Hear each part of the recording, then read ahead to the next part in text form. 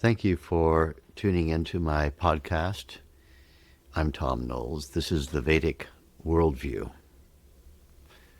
The subject that is so fascinating to people is the subject of hypnotizability. Properly speaking, it comes under the subject heading in psychological terminology of suggestibility. Suggestibility here is being used as a scientific term to indicate the degree to which the person who is in question has what we call an internal or internalized locus of control. Locus is spelled L-O-C-U-S, of control, versus an externalized or external locus of control. And locus of control is a psychological term that refers to from where our experience is being governed. So what is it that governs what I'm experiencing? If I am somewhere in the middle, I have partly internal locus of control, and let's say 50% external locus of control, then, I can acknowledge that my mood state or my internal workings of my mind are at least partly 50% in charge of how I'm interpreting a gray, rainy, cold day. If I have an externalized locus of control, and these are all extremes just to make a point because it's always extent. To what extent internal and external? It's not absolutely internal or absolutely external. It's not black and white. So think of it as being a slide. Am I a certain percentage internal and a certain percentage external, or the other way around? The more externally our locus of control lies, and this is at any given time because all of us change minute by minute perhaps, certainly hour by hour, and where our locus of control lies.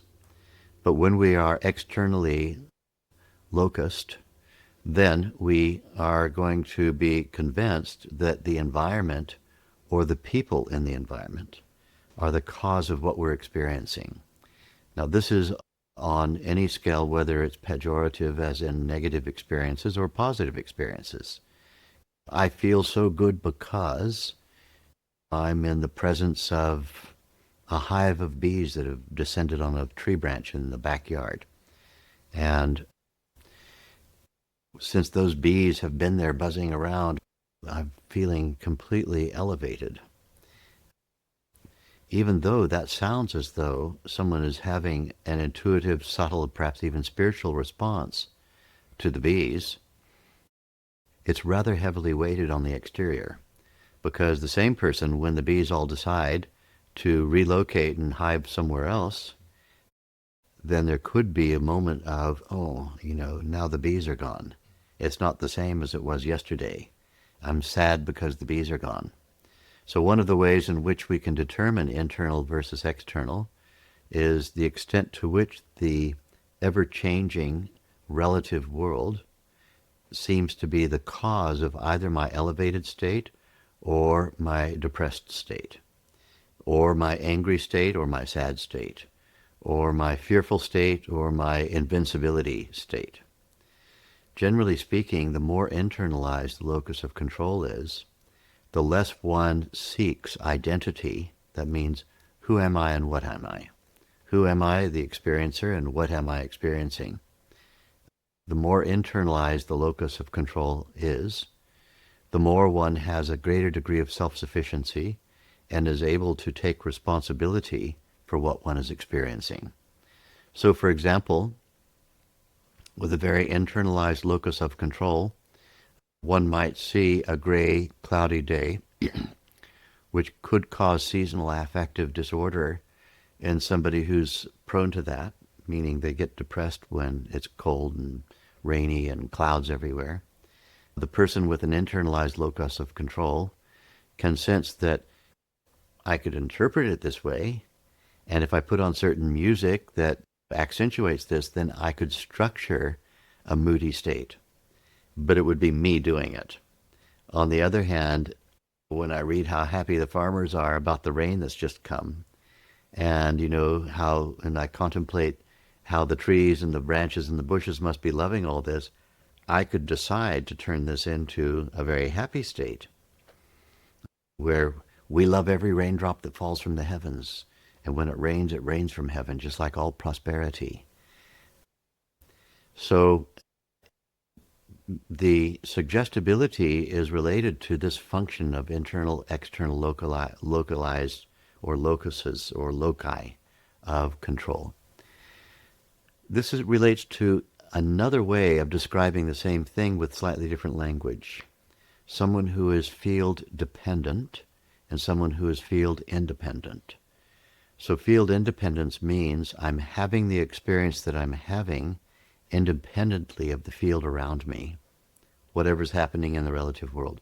Field dependent means the world is responsible for what I'm experiencing, and I cannot get to levels of either happiness, or if I am unhappy, it's being caused by somebody else, or something else, or circumstantial or situational. It could be social, it could be allergenic. Oh, when the juniper trees produce their pollen, I'm always like this, and so on and so forth. So you see where I'm going with this. When we look at the degree to which somebody can be hypnotized, and this is such a mysterious word, we even have words for it that are based on historic characters.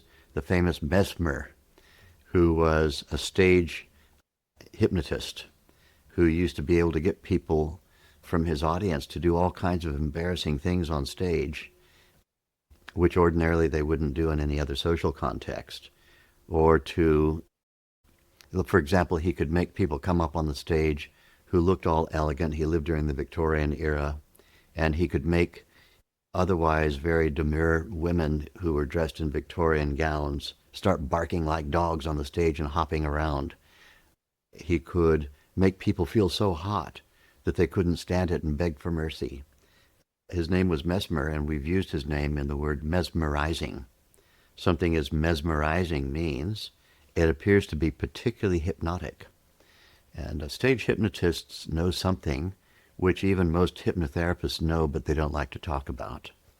And that is this function of external versus internal locus of control, field dependent, field independent. Most stage hypnotists will use some kind of a technique, and I watched one of them once, and they used the following technique.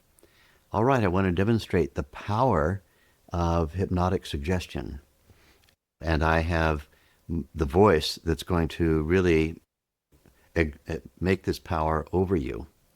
Now I would like everyone in the audience to put their hands together like this. Lock your fingers together. It's very important that your left finger is on top. And now elevate your hands above your head like so. And now I'm going to count to 3, and you will not be able to pull your hands apart. 1, 2, 3. 60% of the audience get their hands apart. And he notes which ones don't. They're the hypnotizable ones. So when he calls people onto the stage to get them to bark like dogs, or to take off their shirts, or to do any other kind of socially embarrassing thing, he's only picking on the ones who couldn't pull their hands apart. They're the hypnotizable ones. And there's always some kind of a way of determining who's hypnotizable in the audience and who isn't. And about 40% of the population are slightly more hypnotizable, or perhaps grossly more, than the other 60%. Hypnotizability has an interesting relationship with capacity to perform well on IQ tests. Generally speaking, the better someone can perform on an IQ test, the less hypnotizable they are. In other words, the people who are the lower 20 to 30% in IQ test results are also the most hypnotizable people. So there is a relationship with discriminating capability and creative intelligence capability and hypnotizability. There's also a middle category of people who are not actually hypnotized, but who go along with it because it's part of the fun of the party. And we refer to them as, a scientific term, the fakers. the ones who fake being hypnotized for social reasons. So setting those people aside for the moment, there are people whose raw suggestibility is greater, and there are people whose raw suggestibility is lesser. And in the advertising business, you have to know all about this, because there's a percentage of the population that simply will not respond to certain kinds of advertisements that are on, say, the back of a bus that has a large amount of exposure to people driving in traffic, or on the side of a bus. There are some people who see those things and it has no effect whatsoever on their buying trends. And there are other people who see those, and even though they would swear they'd never seen it, in fact, they start buying differently. It changes the choices that they make when they're confronted with having to make a choice of products or services. So hypnotizability is a very, very profound concept, and one that we can think about as a collective phenomenon. When we see mass collective phenomena of enthusiasm, the first thing that comes to my mind is the place where I was born in Munich, Germany. But Munich, Germany in the very early days of Adolf Hitler, when 500,000 people got into the square who had never learned how to Heil Hitler before. And by the end of a 2-hour rant and rave by the very charismatic Austrian, who was speaking to the grievances of the post-Versailles Treaty Germans, he had all of them Heil Hitlering by the end of a very short period of time. We see relatively high suggestibility there, setting aside for the moment the fakers, the ones who were just going along with it because they didn't want to have a bad relationship with their date that night or with their spouse or whatever it was. And so, fakers aside, certainly there is a high degree of suggestibility evident in certain kinds of historic events where entire collectives can get behind a very pivotal idea.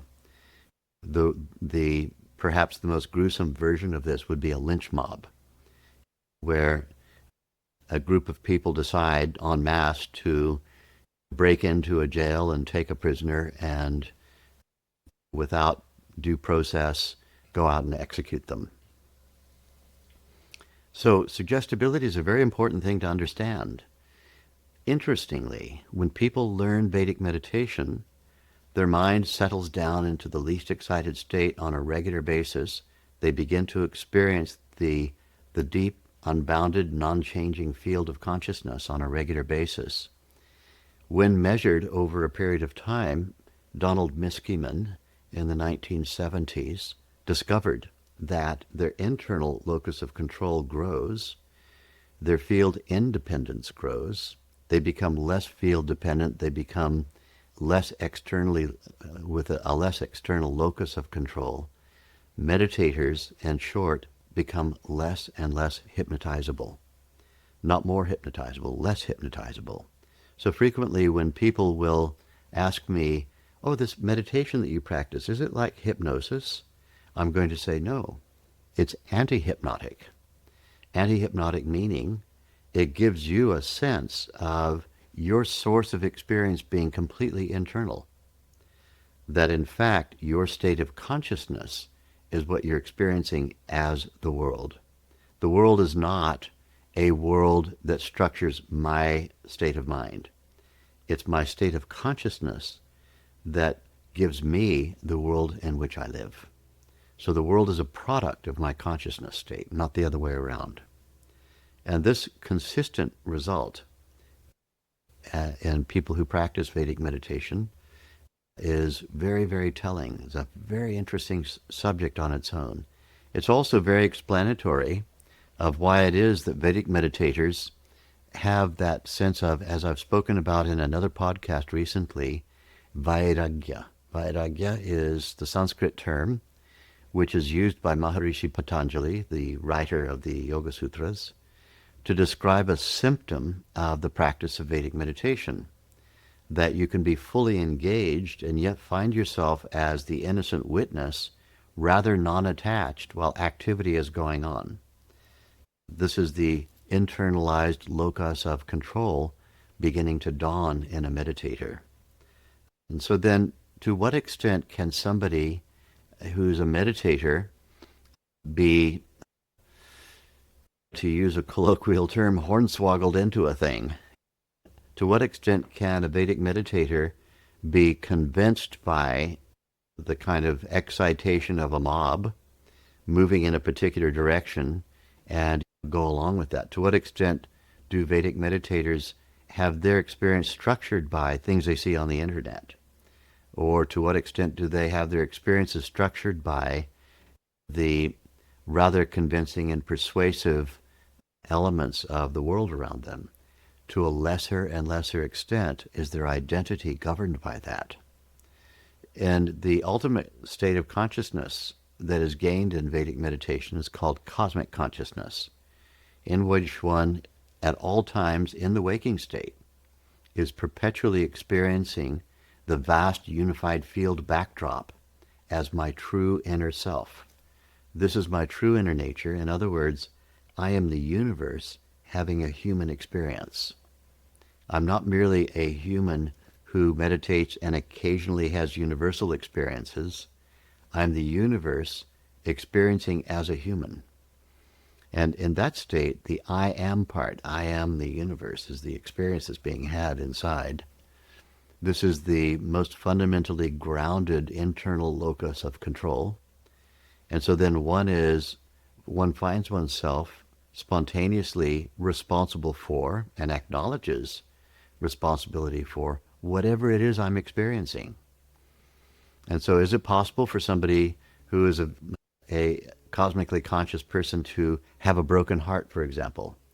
Yeah, sure, you can have a broken heart, but you're not going to be defined by broken heart. Are you going to be able to feel excitation and laugh at a great comedian? Yes, you can laugh at a great comedian and feel excitation, but you're not going to be defined by that experience. So now we're using the language, the metaphysical language that comes out of the Vedas. What is it that grants you your definition, your sense of what you are and who you are? Is it something inside you, the big something, or is it something exterior to you? We look at various kinds of religions in this way too. People can become very religiously excited about ideas of supreme divinity being external to them. That which is divine is outside me. That which is devilish is also outside me. There's the devilishly outside thing, and then there's the supremely divine outside thing. It's always something that is other than me, something other than me. This is externalized locus of control. And the state of consciousness that comes after cosmic consciousness, we call it God consciousness, because in that state one has the capacity to experience the finest, most supreme value in the relative world. One experiences that divine status as an extension of one's own self. It is not in any way something other than me.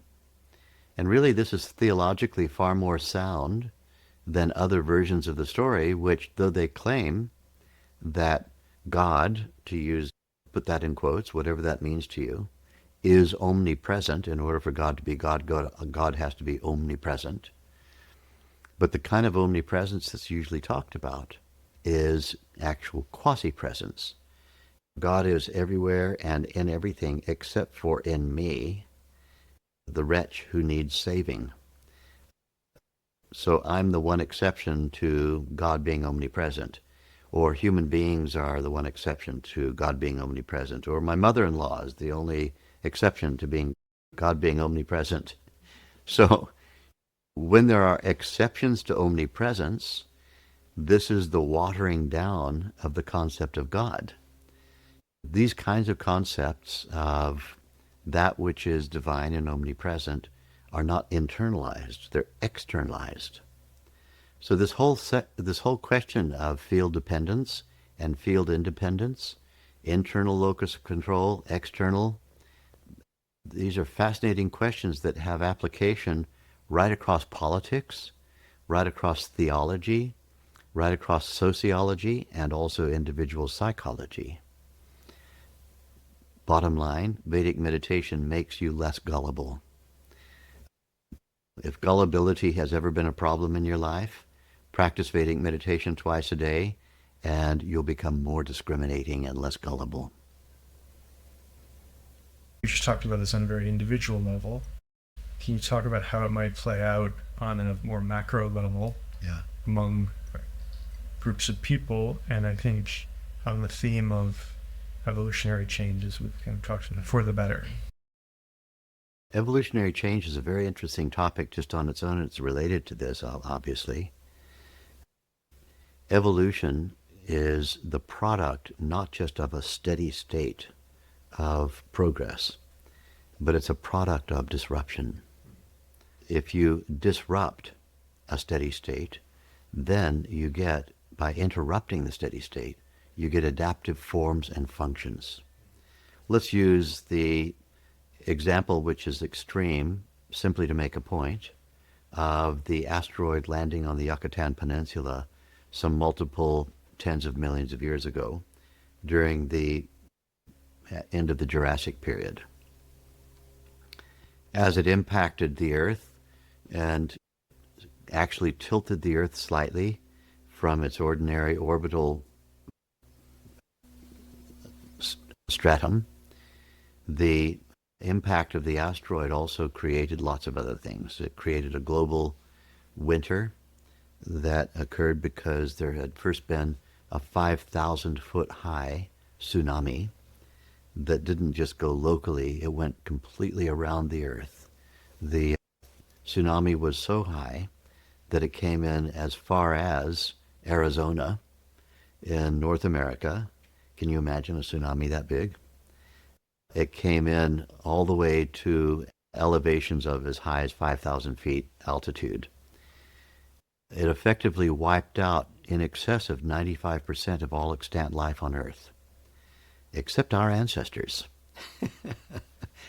Somehow our ancestors survived it, and there were lots of species that we know today that survived it, particularly reptiles that had feathery-like scales and who had already conquered the air and had become aviary lizards, aviary dinosaurs, who are the little beautiful birdies outside that we see every day now.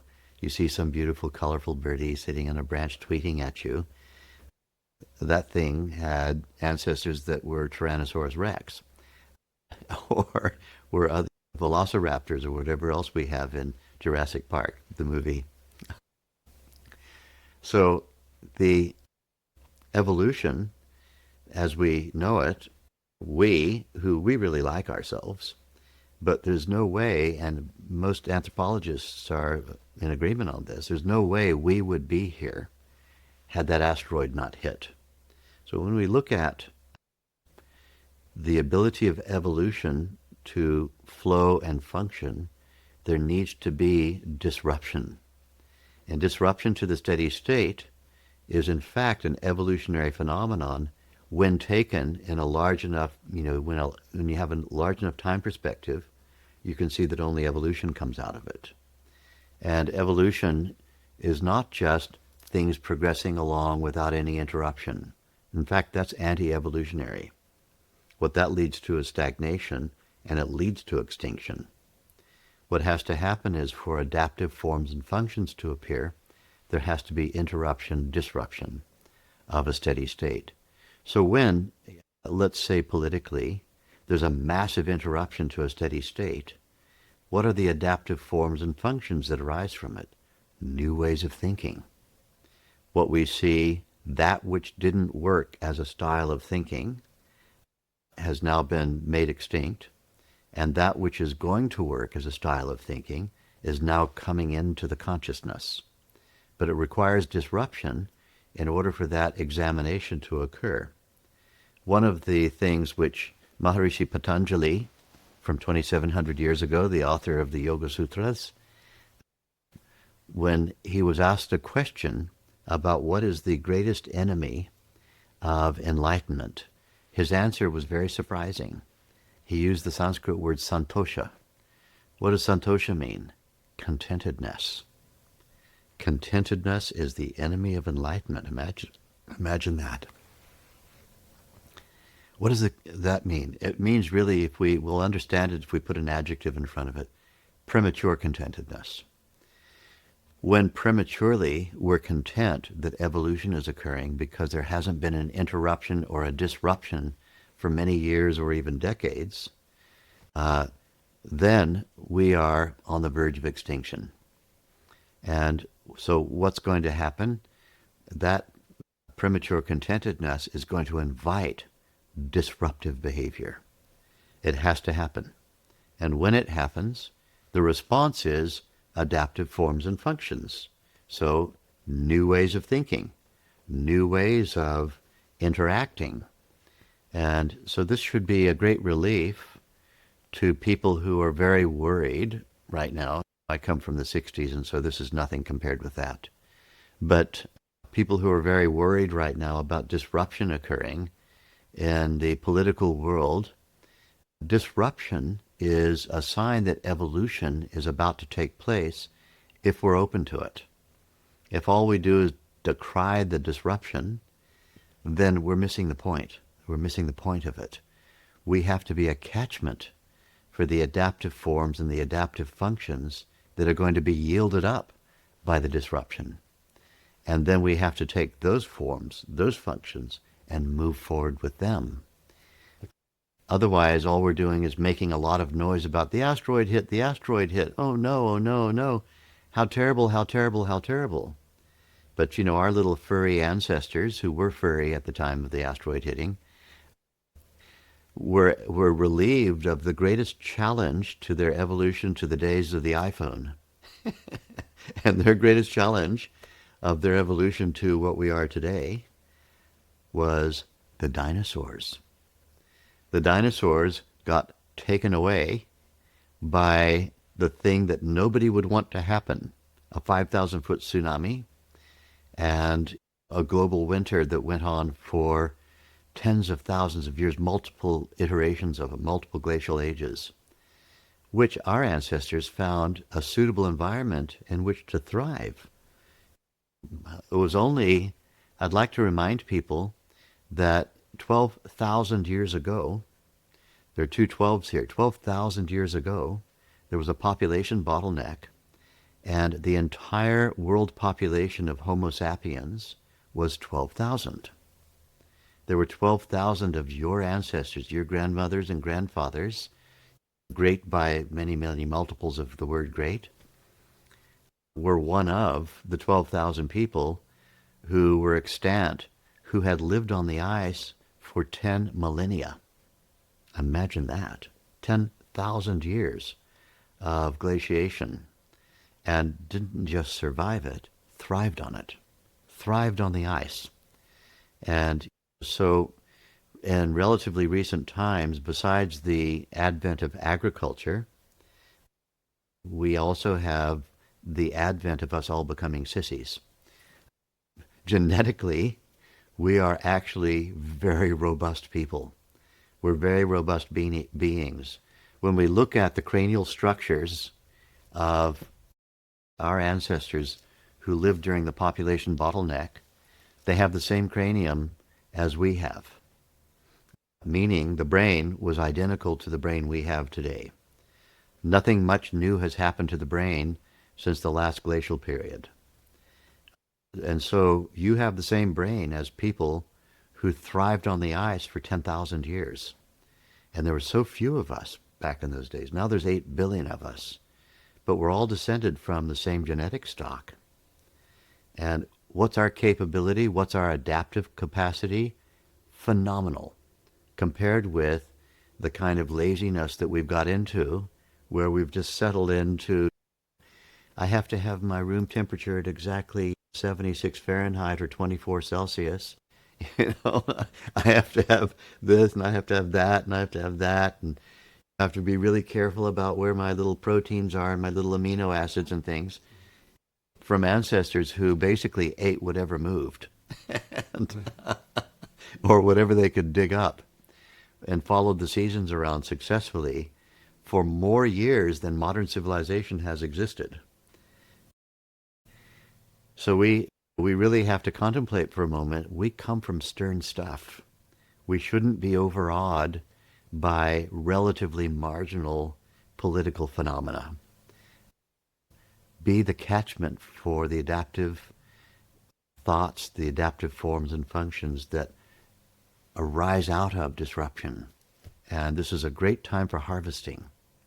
We need to be in harvest mode right now, not in anguish and falling down and crying about it mode. We need to be harvesting.